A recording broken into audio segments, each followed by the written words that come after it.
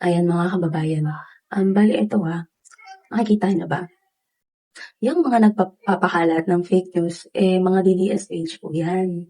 Alam naman natin na sanay sila sa pagpapakalat ng maling impormasyon. Kumbaga yun na yung function nila, diyan nga sila nakilala yan na yung trabaho nila. So ito nagpapakalat na si Congressman Martin Romualdez daw po ay tumakas na or nakalabas na ng bansa. Ang daming pinapakalat na fake news. At alam nyo, kung tatakas talaga yan, noon niya pa yan ginawa. Pero tignan nyo lahat ng investigations regarding the flood control anomalies, nakikipag-participate itong si Congressman Martin Romualdez. Unlike po doon sa mga ibang nasasangkot na nasa kabilang kampo, yung iba po doon, tumakas na. Diba? Ang masaklap pa dyan, hindi lang sa panahon ni Pangulong Bongbong Marcos na may mga ganitong klaseng, yung nasa kabilang kampo na umiis ka po pag nahuhuli or kumbaga nalalaman yung mga anomalya nila. Diba? Sino-sino ba yung mga DDS na lumipad para magtago? Diba? Ang dami nila. At karamihan po, or actually, halos lahat nga nasa kabilang kampo, nasa Duterte camp.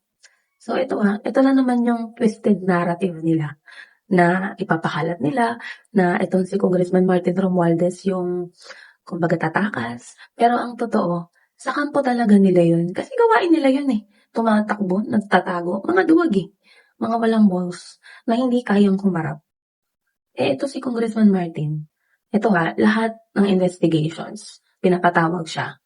Nagpa-participate po siya. Pero itong mga DDS na nagtatago, pareho lang yan kay Digong at kay Sara Duterte. Si Digong hindi humarap sa ICC. Itong si Sara hindi humarap sa impeachment proceedings. At ang narrative na naman nila ay pinupolitika daw sila. Pinupolitika daw sila. Ganyan ba talaga pag, kumbaga nagsisiwalat na yung mga tinatagong baho? Nabubulgar na yung mga sikreto nyo? Kasi pansinin nyo ganto na ganto yung tactics nila. Diba siguro naman di tayo pinanganak kahapon na para bang magtangahan pa yan. At kumbaga hindi nagigets yung ibig kong sabihin Pansinin nyo, kampo ni Sara Duterte o ng mga Duterte ang gumagawa niyan. Gumagawa ng fake news, tinatakasan yung mga dapat hinaharap. Dahil syempre, di ba, ang narrative nila, matatapang ang mga to, walang inuurungan. Pero hindi Sila talaga yung tumatakas. At mga duwag, nagmana sa po nila.